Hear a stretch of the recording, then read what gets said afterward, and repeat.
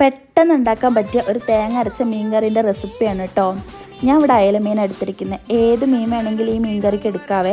മുളക് പൊടി, മല്ലിപ്പൊടി, പെരിഞ്ജീരകം, മഞ്ഞൾപ്പൊടി, ഇത്രയും പൊടികളും പെരിഞ്ജീരകവും കൂടി ഒരു മുറി തേങ്ങയുടെ കൂടെ ഒരു വല്യുള്ളിയും ചേർത്ത് അരയ്ക്കാം. ഇനി അരക്കഷ്ണം വല്യുള്ളി ആണെങ്കിലും കുഴപ്പമില്ല കേട്ടോ. ഇത് അരച്ചതിന് ശേഷം ഏത് ചട്ടിയിലാണോ മീൻകറി ഉണ്ടാക്കുന്നത്, ഞാൻ ഇവിടെ മൺചട്ടിയിലാണ് ഉണ്ടാക്കുന്നത്, ഏത് പാത്രത്തിലാണോ ആ പാത്രത്തിലേക്ക് മാറ്റുക. പിന്നെ ഒരു തക്കാളി, വെളുത്തുള്ളി, ഇഞ്ചിയും അരിഞ്ഞത്, പച്ചമുളക് 2 എണ്ണം, ഒരു 3 കഷ്ണം കുടംപുളി, ഇനി 2 കഷ്ണമാണെങ്കിലും കുഴപ്പമില്ല. പിന്നെ വെള്ളവും ചേർക്കുക. പിന്നെ കുറച്ച് ഉലുവ, ഇത്രയും ഇട്ട് നന്നായി യോജിപ്പിച്ചെടുക്കണം കേട്ടോ. നന്നായി യോജിപ്പിച്ചതിന് ശേഷം ഗ്യാസ് സ്റ്റോപ്പിൽ വെക്കുക.